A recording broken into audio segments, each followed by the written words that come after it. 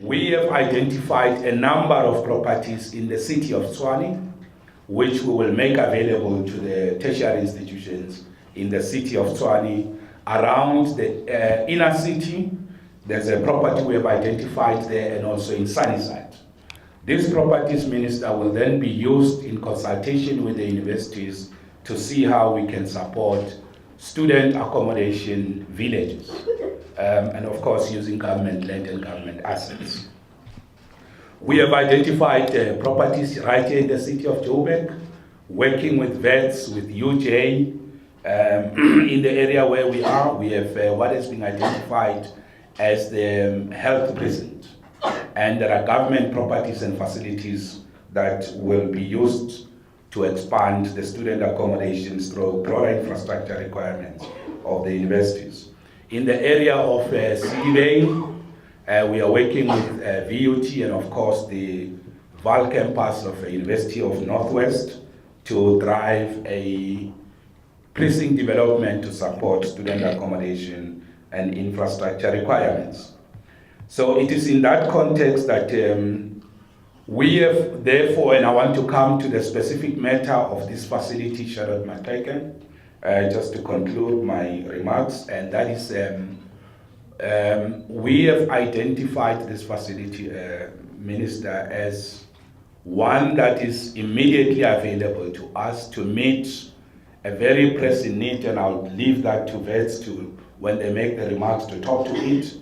But vets had actually indicated to us in the roundtables through a formal letter written to the Premier by the Vice Chancellor that there were students that did not have accommodation and they needed it urgently.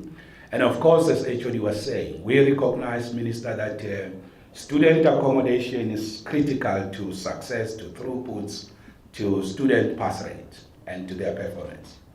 So we then felt for the year, as we go into examinations, we should look at an urgent intervention or measure to relieve the pressure of Wits University. And we had prepared this facility. We do maintenance and construction on behalf of the Department of Health. And that is why we have had to have discussions with the MEC of Health, get their agreement, their consent, that we could use this facility to support Wits University so that students don't have to write accommodation in very difficult conditions.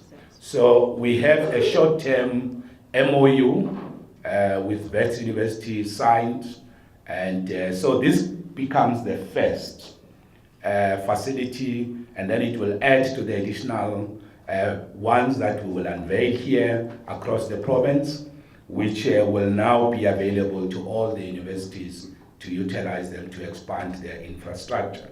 So to that extent, I'm very much pleased that for this year, this facility will be available to Wits University to relieve them of the real burning pressure urgent situation that they have. State of the art, it's very good, it's about 300 bed capacity, and we are quite confident that it will help Wits University in the short term. Early next year, the other facilities that I've spoken about, we hope to have completed the process of discussions with the universities, with potential investors to give them a facelift, so that when they do admissions next year, we will make a huge impact through these properties to accommodate students that will require accommodation. MEC Ramohope, of course, will also speak to the future use of this facility and what it's currently doing and what the Department of Health and Charlotte Mateke will be using it for. But we are very much pleased that government assets, government properties are made available for development. And Gauteng, as a youth province, as a campus-based province, it is very much important to us that we work in partnership with tertiary institutions to use our immovable asset register, Minister, which is worth about 31 billion. And it's for the first time since we completed putting this immovable asset register together, that this is the first that we're using it to enhance and support development.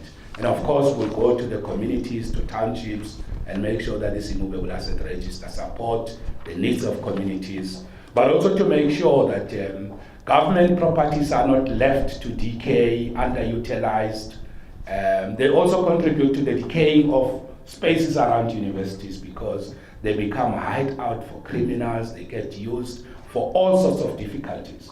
And in our discussions with the universities, we have appreciated, Minister, the fact that many universities have to take care of the spaces around them and to make sure that these abandoned properties are not used for wrong purposes. So we're also supporting universities to contain and maintain and sustain the surrounding areas and the neighborhoods where government has land as properties that's not being utilized. So this is part of what we call the property optimization strategy of Gauteng Provincial Government, to make use of our immovable assets, to support development, to take care of them, and to make sure that we meet the needs. And I must say, Minister, before the end of this year, we will obviously consult with you to unveil a much more comprehensive precinct development strategy in partnership with universities. So while we do short-term student accommodation relief, but there are plans that we have seen that we are discussing to do much more wider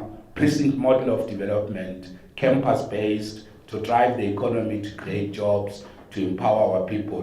And I'm very much excited that universities are quite advanced with their plans. And we as the provincial government, based on the MOU we have signed, we will find our role in those precincts development to make sure that we turn around the fortunes of the economy working with campuses. There are massive, huge opportunities. We've also brought CSIR into the space to help us with research, to make sure that the student facilities, Minister, also are alive to the changes in climate conditions, green technologies, green solutions, make sure that the buildings can respond to changes in temperature, cold weather conditions. So, and of course, floods with the problems of water supply, energy supply. So we're looking at a much more comprehensive partnership of development with tertiary institutions. But at this point, one step in a much more bigger program of development in our province.